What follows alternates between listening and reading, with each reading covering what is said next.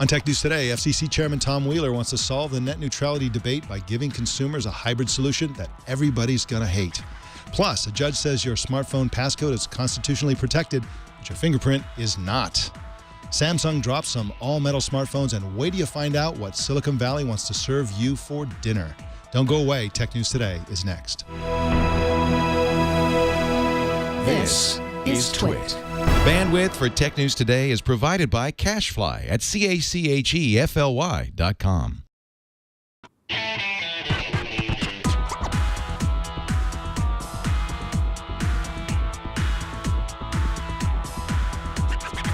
This is Tech News Today for Friday, October 31st, 2014.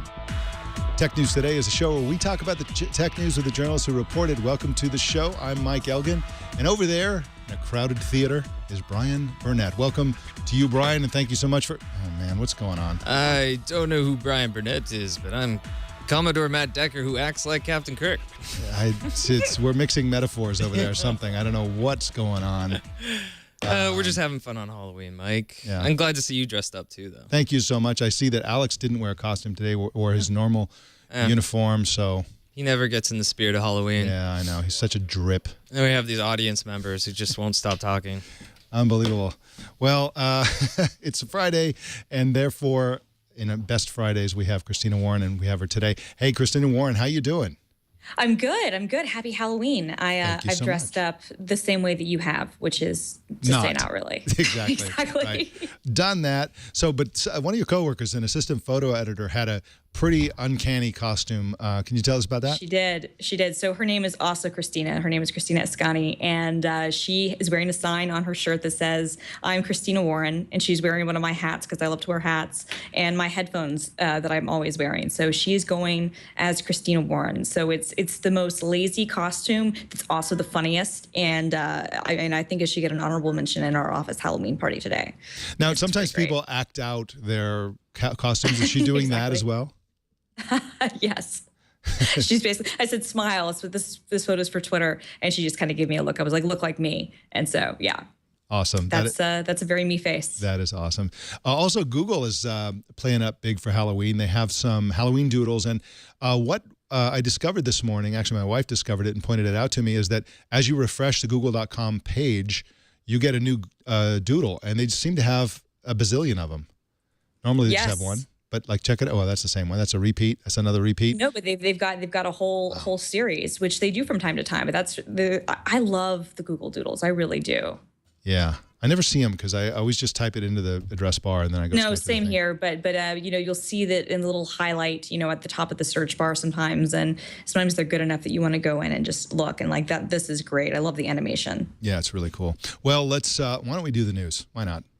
For some really scary content.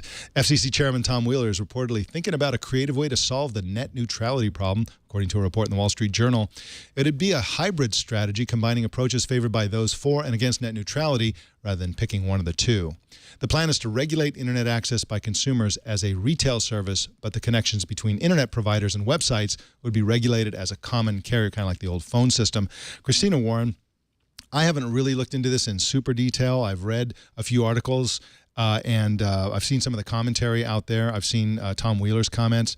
This sounds to me like a terrible idea. Basically, it seems terrible because it's something that nobody's going to like, especially consumers, especially the people watching the show who want good, fast internet broadband without the companies playing favorites. So what they're doing is that they're, as I understand this proposal, they would allow the Comcasts of the world to play favorites between themselves and your house. So basically they could throttle your connection, reduce the performance and then say, hey, for only $20 more a month, we can turn that up. And what that does is that provides an incentive for them to figure out innovative ways to keep your internet connection slow. The reason I think a lot of people want net neutrality is because if everybody has the same connection, if everybody has an equal playing field, then the people who are demanding high bandwidth content will rule the day, and that's what companies will do in terms of their innovation. And then to regulate the other side of it as a common carrier doesn't sound right to me either, because essentially you want the Netflixes and the YouTubes of the world to provide special high bandwidth access between their sites and Comcast, because otherwise, how are you gonna have Netflix downloading at a reasonable amount of time? That's my knee-jerk reaction. What do you think? No, I agree with you. I mean, I feel like it's almost like, it's like he can't make a decision, so he's going with the worst of both worlds. But it's interesting because some, activists are saying, and some pro net neutrality supporters are saying that actually this would be a good thing because it would be so incredibly complex that it would never hold up in court. That's horrible. Which it is horrible, but to me that kind of sets up exactly the terrible state that this whole net neutrality debate continues to be in, which is basically we can't get it legislated the way we want because our FCC chairman is a shill for the big broadband companies. Those are my words. I should point out, not the words of my publication. Those are my words.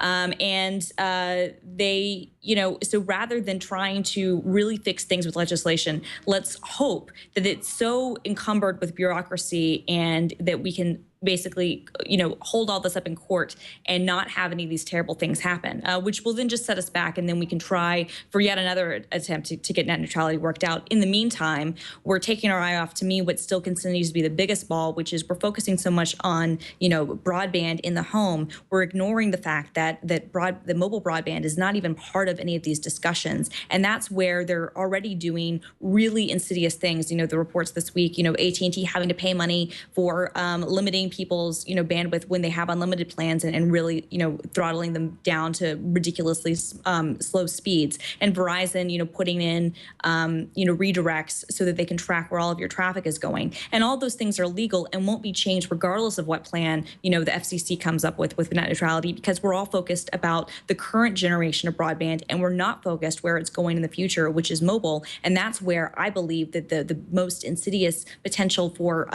these things to become really abused on both sides takes place. And so, I don't know, it's a mess. It continues to be a mess. It's a huge mess, and this is one of the big problems with the way the American government is set up, the fact that there can be so much money in politics. I mean, you said that Wheeler is a shill for the industry. He's from the industry. He's a former lobbyist. Absolutely. And so it's like his peers, the people that he has lunch with every day, want one set of things where they can make lots of money by gouging people and throttling and doing all kinds of weird stuff that isn't in the interest of the public. And then the public wants net neutrality. Clearly, they had this big comment period, and clearly, everybody wants net neutrality. The vast majority of people want real net neutrality. And, the bigger problem with this is that you have one narrow little regulatory body here, the FCC, that's trying to find a way out of this, what they see as a conundrum, rather than operating in the American interest. This is about Silicon Valley's competitiveness. This is about the U.S. competitiveness internationally. This is about where industries go. This is about how jobs are created. This is about everything. This is the internet. Right. There's so much of our content comes through the internet, and they're holding this the future of U.S. competitiveness in terms of bandwidth hostage simply because of over this lobbying issue. It's really outrageous. They're holding it hostage because they haven't figured out a way to profit in the way that they have been profiting historically. And you're exactly right. I mean, it speaks to our future of everything, because we're no longer competitive against the rest of the world. Our internet system is a joke. The irony, of course, is that most of the content is coming from our country and we can't even enjoy it, the same way that people throughout the rest of the world can. And that's going to put us behind, and it's going to go into everything, every single industry. You're absolutely right. It's interesting. Well, I'm sure there'll be a follow-up as we get more details. And again, this hasn't been officially proposed. This is something that looks likely, according to reports, especially in the Wall Street Journal. So we'll keep an eye on it, and we'll let you know what happens, if anything, in this arena. Well, a circuit court judge has ruled that a person accused of a crime can be forced to give up his or her fingerprint, hopefully not their finger, but cannot be legally forced to give up a passcode. The reason is that fingerprints are assumed to be in the same category as DNA evidence, handwriting samples, or physical keys, whereas passcodes are information and therefore protected by the Fifth Amendment to the Constitution. And what this really means, Christina Warren, is that if you're going to be expecting to have your phone in a courtroom where, the lawyers and the police and everybody wants to get inside of it, don't use a fingerprint, use a passcode, because you can plead the Fifth and that information will be protected, theoretically. Absolutely. So basically it means that if you've got an opportunity to, and you feel like your phone's going to be seized, if you're using an iPhone or an Android, something with a fingerprint sensor, you need to restart it, basically, which will then, on the iPhone anyway, default to logging in with the passcode, and then you can, exert your rights. I wonder, and I guess we'll have to see, how this is upheld and whatnot. But since, most of those systems only give you, 5 tries, with fingers, if you use different fingers, you know what I mean, just for the system and go, wait, I can't get into this. I've used, a different thumb or a different pinky, and that sensor doesn't know my hand. And now you want my passcode, but I can't provide that because that's covered under the 5th Amendment. I wonder if that would be a contempt of court violation or how they would deal with that. But we'll probably see that down the line. But that would certainly be that's an interesting question. Yeah, absolutely. Well, Samsung has finally dropped full metal unibody smartphones. The aluminum Galaxy A3 and Galaxy A5 are slim and optimized for selfies. The phone would have fast Cat 4 LTE, which would provide about 150 megabits per second 4G connectivity, theoretically. Other specs are pretty mid-range. Jessica Dolcourt is the senior editor for reviews at CNET and joins us now. Welcome to you, Jessica. Hi, how's it going? It's going great. Did I munge your last name pronunciation? No, you got it right. Wow. Dolcourt. It's a miracle. Well, they optimize these phones for selfies with both hardware and software. Can you tell us a little bit about the selfie optimization? Yes, well, selfies are all the rage. And on the Galaxy A3 and A5, you've got a 5-megapixel front-facing camera. And you have the usual beauty face that's on a lot of Samsung, LG phones and other phones. And that basically is the sort of mask that will smooth out your wrinkles and stuff like that, make you look a little bit younger. But Samsung has also included a mode to make your face look slimmer, one to even up your skin tone, not just smooth away the wrinkles. And there's extra wide sharing, so basically a panorama so that you can take a larger scene with the front-facing camera. You can also take a selfie with the rear-facing camera. And there is one more. Yes, you can make your eyes bigger. Wow. I don't know why anybody would want to do that. That's pretty weird. Now, are all of these features? Now, you mentioned that the beauty face, I think, existed in previous phones. Is the wide selfie and the palm selfie? What is the palm selfie again? Oh, right. Palm selfie is basically if you want to trigger a selfie without kind of like shaking the phone while reaching out in front of you and pressing a button, you can stick out your palm in front of your face. That initiates a 3-second countdown. You, of course, remove your palm from the front of the camera and smile, say cheese, and it takes the picture. There is also voice trigger as well. Now, some of these we have seen on previous versions. With Samsung, it's incremental. So the Galaxy Note 4 had the panorama selfie and the rear cam selfie. What that means is there's a special mode. So you're actually taking a picture of yourself using the rear camera. And on the A5, that's going to be a 13-megapixel camera. On the A3, that's going to be an 8-megapixel camera. So you basically turn the camera around, hold the camera in front of your face. You've got a little box that sort of positions where and frames where your face will be. And then you'll either hear a countdown beep or you'll feel a vibration and it will take the picture automatically. And I actually think that's kind of a neat way to do it because the quality is a little bit better. And with selfies, I feel like there's always this balance because, yes, people do it and you want to share where you are either privately or on a social network. But there's this balance between sort of the quality of the image, how sharp it is, and then also how realistic it is, because I think there is such as too much realism, especially when you've got a camera a couple inches away from your face. So, plastic has always been what Samsung has used for their phones. They're pretty famous for that, and that's served them well. It obviously did well for things, like the Bengate scandals and whatnot. But they've seen drops in handset sales, and obviously they're facing competition from HTC and Apple and Xiaomi and some of the others coming out there. Do you think that the metal design of this phone will help, especially in places like China? I think it will. Samsung has always said that there's a reason that they choose plastic. They stick with it. And what they told me was that for a phone like the Samsung Galaxy Note 4, they really wanted to stick with this design story, which is the digital version of a real world item. In this case, the leather-like notebook that you might physically write in. But with metal, I think Samsung is answering, a challenge. Basically, set out by consumers and then also reviewers like me. Hey, your phone's fine, but it's not really beautiful, it's not sleek, and you're not using premium materials. So Samsung is definitely proving that it can respond to that trend. And another thing they told me is that they've done a lot of market research, and the people who seem to really want metal, according to the results of their research, are teenagers, people who are okay with mid-range specs, who are still looking for a budget phone, but something that looks really, really nice. So it isn't necessarily the high-end premium end of the market. For those people, they'll give higher-end specs and extra software. But right now, Samsung is really targeting that range of people who are youthful, embracing trends in metal and different colors, and who are okay with reliable specs, but maybe not the tippy top of the scale.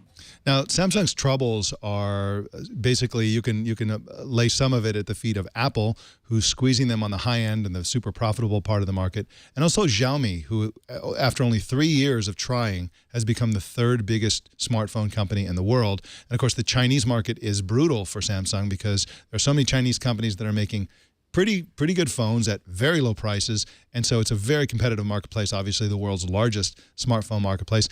Is this a phone that's going to be popular in China? What do you think about its pricing and its specs for the Chinese market? Yeah, I mean, the pricing hasn't come out yet. The phone comes out in China in November, but it's going to be significantly cheaper than other high-end models.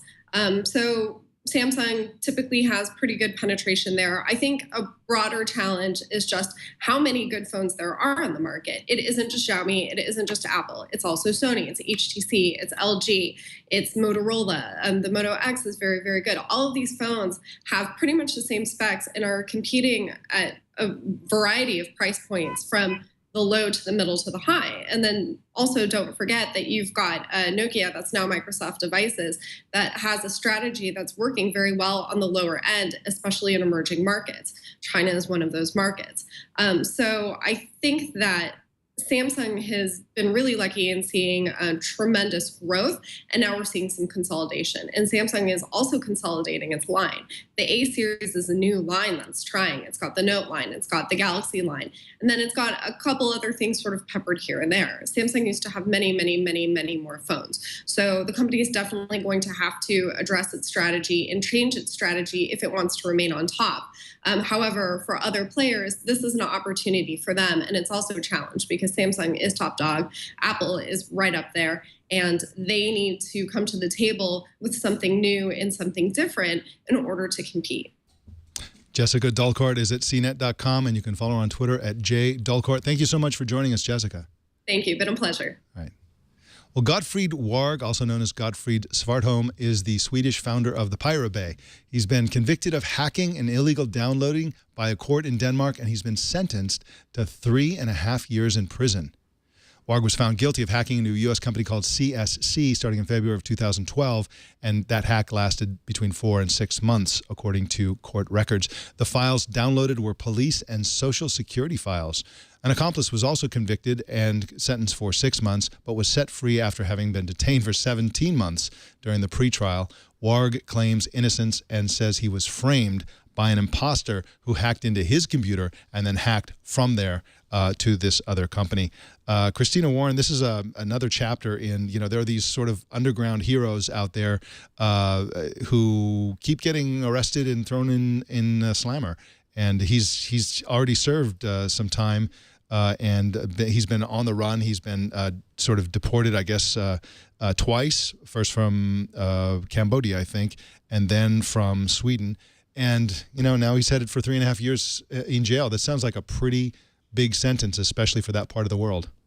Yeah, it does. I mean, and especially, as you said, this is the second time that this has happened now. And you have to wonder, not knowing, I don't know all the details of this case. I've read about it a little bit, but I'm not intimately familiar with the details. You have to wonder, his claims that his computer was hacked into, even if that's not true, you have to wonder how much the previous Pirate Bay Association, what that lent into, his sentencing and conviction in that way, and if that had any role in how, that this case was viewed. But, it's get another setback for these guys, I guess. Yeah, absolutely. Well, in our Friday feature, the Financial Times' Tim Bradshaw wrote an epic piece on Silicon Valley's newfound goal to disrupt your breakfast. Tim joins us to talk about his story right now. Thank you for joining us, Tim. Not just your breakfast, but your lunch and your dinner and your snacks and everything. Yeah. Absolutely. They want it all. Why has Silicon Valley become interested in creating innovative food all of a sudden? It's a good question. It's not the first thing that you would think about when you think about Silicon Valley, unless maybe you were thinking of the free food at the Google canteen. But the food industry is worth $1 trillion. And a whole bunch of different companies are all trying to attack this market in various different ways. A lot of them have the same group of investors. There's people like Li Ka-shing, the Asian billionaire, and there's Bill Gates has invested in a lot of these companies. Impossible Foods, which is the people with the spinach that you're looking at there, are trying to make beef burgers and cheese that use effectively the same process that a cow's stomach uses to create meat. So you feed it vegetables, it breaks it down into different kinds of proteins. The sort of molecules that are a bit like fat and a bit like blood are kind of extracted, and then it's all churned back together and becomes something that looks, smells, cooks, and tastes pretty much like a burger. Then you've got Hampton Creek, which is the company behind Just Mayo. I've got a little bit of a sample of theirs there. They're trying to basically replace eggs as an ingredient in lots of different condiments and sauces and replace them with plants as well. So they're using different cultivars of the Canadian yellow pea. But they claim that their kind of advantage is their algorithms, not the kind of process that they use to make it, that they have a big data system that can identify exactly the right kind of plant for the right kind of ingredient that could replace eggs or sugar or any number of things. And then you've got other companies like Soylent, which are trying to do away with food as we know it altogether, rather than replace it with something that we know and like already. It's a sort of gloopy milkshake type thing that gives you all the nutrients you need for breakfast, lunch, and dinner, and people have lived on it for weeks, months, even. So there's tens, if not hundreds of millions of dollars going into this space to try and convince us that we don't need to eat meat and dairy products in the same way that we do at the moment, because the environmental impact of the way that those foods are produced today is pretty extreme. You could argue that they're not terribly efficient because a lot of the animal isn't eaten or goes to waste. Tech entrepreneurs see an opportunity here, but this is a whole different kind of realm of ambition for Silicon Valley. No, it definitely is. So I guess my question is, you mentioned Soylent, which I've tried. I haven't obviously had any of these other things, but I've tried Soylent. I was not a fan. But that seems to be taking kind of a drastically different approach than some of these others. That's trying to replace food altogether. These other things seem to be, as you were saying, replacing the way that we get food out there. And obviously the environmental impact on these things is less. But is there any indication that these things can scale, to be manufactured to actually be a valid food source, in the sense that it's not going to be excessively expensive to actually put this in places where, the environmental and the costs of food are one of the things holding up getting the world fed?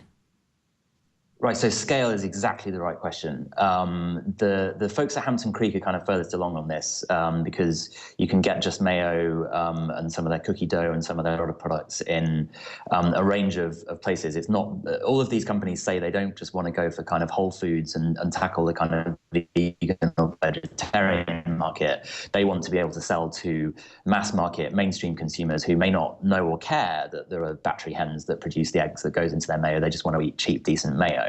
And so you can get Just Mayo in Walmart. They've done a deal with Tesco in the UK. It's in Costco. They're working with Compass Group, which is one of those big food service companies that does a lot of event and catering. And I think it does Wolfgang Puck, which is in a lot of airports and that kind of stuff. So they are scaling up pretty big, and they're in the process, according to our sources and other reports, of raising tens of millions of dollars more in venture funding. And this is less than a year after their first consumer product first went on sale. So they are very much taking the kind of classic Silicon Valley approach of going big or going home. Impossible Foods, which is doing that sort of faux burger, is taking it a little bit slower. At the moment, they're still in the prototype phase. They say they're a year or so away from getting to market, but the burger that they have at the moment, they told me, is about $5 to make. And that's the kind of prototype lab scale. They produce all of the burger on site in Redwood City. So it's if it's $5 now, you can kind of imagine that when it scales up to a more industrialized kind of process, they could get that to a pretty decent kind of level. I think there is another question on the scale point of if the Canadian yellow pea really can be a replacement for eggs in mayonnaise. If it is truly hugely successful, do we get the same kind of monoculture and huge amounts of crops being given over to Canadian yellow pea that we do to sort of corn or soy or something like that today? And does that kind of then become a different kind of environmental problem? But I think Hampton Creek would kind of view that as a good problem to have if they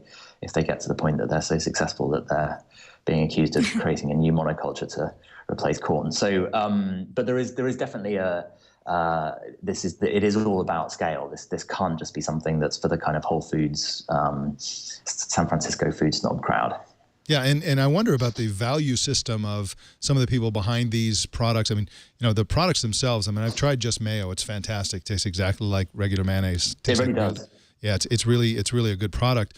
But in general, these projects come with values. For example, the Soylent guy, the people behind the Soylent product, their whole beef with, no pun intended, is about the hassle of eating. Like, eating is a big problem. It's time consuming and it's a waste of time. So just pound one of these horrible shakes and you're done.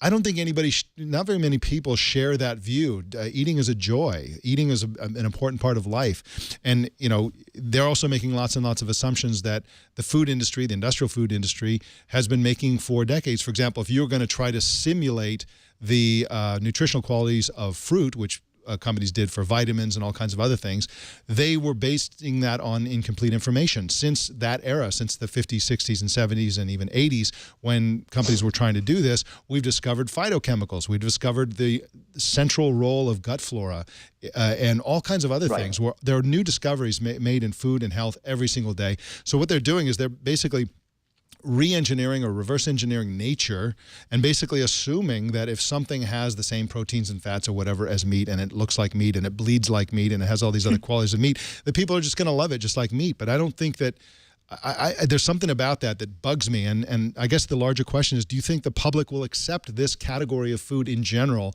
Will this be no problem? They'll just accept it? Or are they going to have an uphill battle with this stuff? Well, so there's a few things there. One of the things, I mean, Soylent is a sort of synthetic food. I think to your point about gut flora, that they do have a little bit of a problem, I think, in their current version with flatulence, which they're still trying to work through. So that's a problem they're definitely aware of. But that's kind of one thing. That kind of is an approach of sort of taking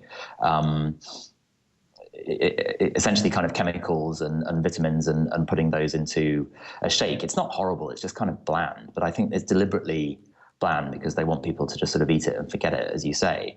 But so that's kind of different to what Hampton Creek and Impossible Foods say they're doing, where they claim at least that they're just using natural ingredients. They are using plants. And so anything that is naturally occurring in plants that is healthy will continue to go into foods. And I know there are kind of debates about, if you blend your fruit into a smoothie in the morning, does that kind of change the nutritional values of that? But I think the public acceptance point will be better if they can convince people that this isn't frankenfoods. This isn't like growing meat in a jar from kind of stem cells or something. I mean, there are companies out there that are trying to do that, and I think that's a little bit creepier. But if you can convince people that ultimately this is producing something that's like meat using natural ingredients, it's not genetically modified. I don't know if it's organic. There is an organic version of Soylent, which is sort of out there somewhere, which is trying to take a more green approach to that product. But there are many, many different approaches. And I think the thing that's interesting is, although they all kind of talk the same talk around trying to bring efficiency to the food industry and save the environment in various ways, there are multiple different products that are all getting huge amounts of venture capital investment. And so ultimately, when this does all scale up to a point where it is all on the shelves of Walmart, that's when we kind of figure out who's winning this, and the market will decide, as it always does. Yeah, absolutely. And I personally have my own philosophy about food, and that is that we finally getting to the point in the United States and in the industrialized world where the food is getting realer. We went through this sort of wilderness and darkness period, this sort of medieval times of food during the 40s, 50s, 60s, and 70s, where there was so much fake food, Tang and Pop-Tarts and all this kind of garbage. And we're finally getting to the point where we realize that real food is actually of huge value, tastes way better, it can be affordable, it can feed lots of people. And we're on the brink of a real food revolution. These super fake foods come along. And I personally, I've traveled all over the world, and the vast majority of the world's food is vegetarian already. There are all kinds of vegetarian foods that are what they are. They appear to be, they look to be, they're supposed to be vegetarian foods. And right. So I don't see the value of trying to make vegan and vegetarian foods that simulate animal protein foods. I guess the answer to that, I mean,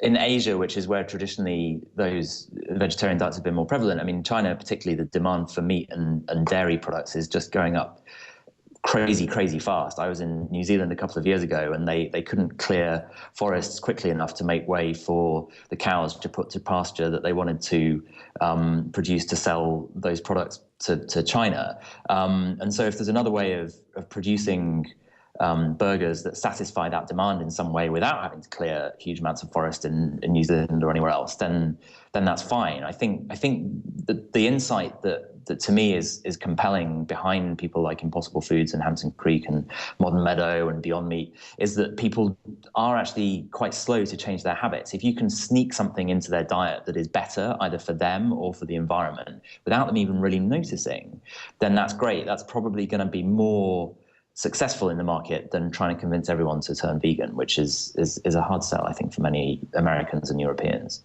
Absolutely. Well, Tim Bradshaw writes at ft.com on a variety of topics, all technological, I think.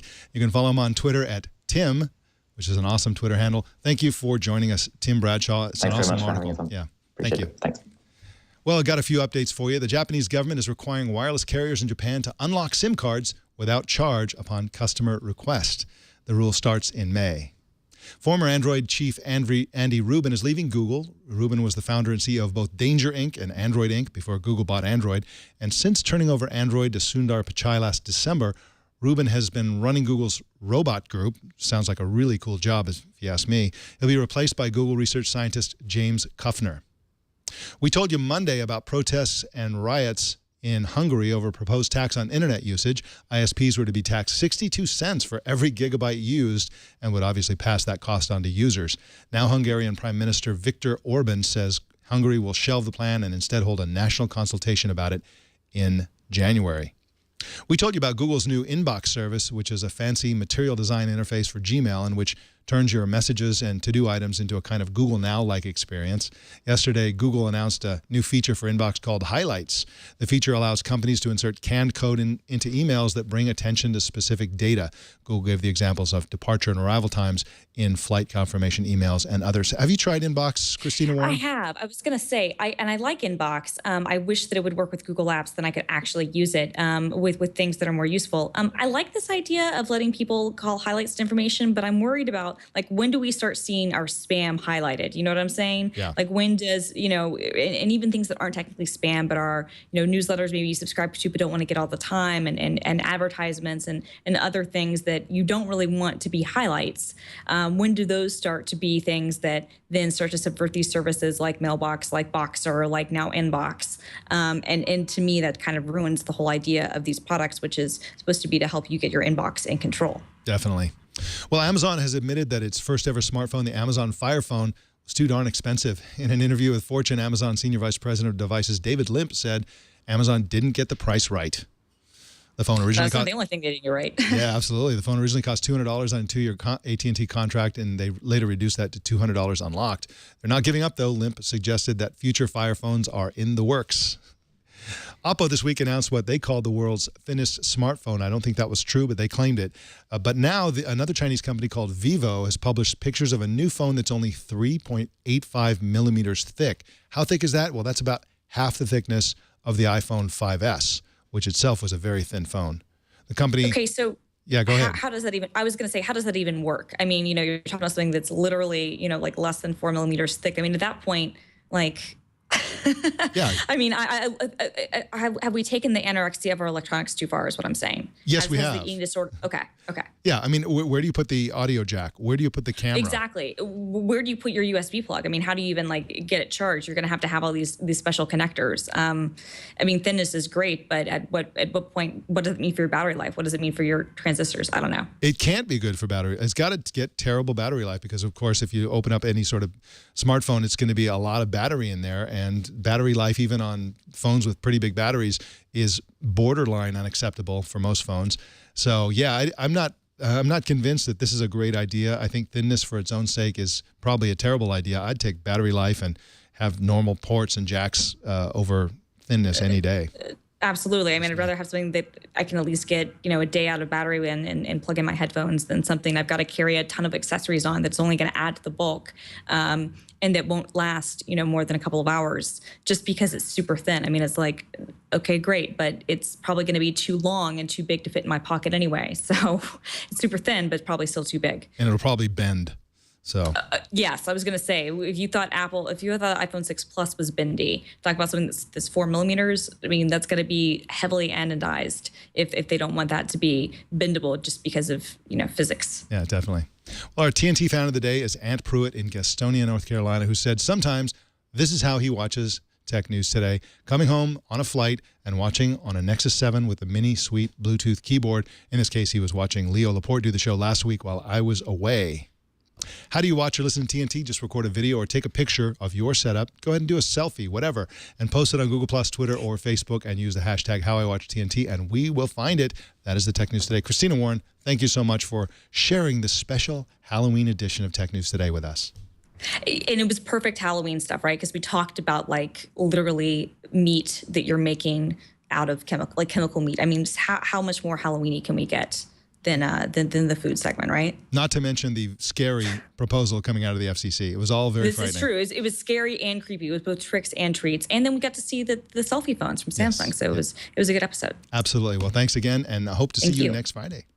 Absolutely. All right. You can subscribe to Tech News Today on Stitcher, iTunes, YouTube, Feedly, Yahoo, RSS.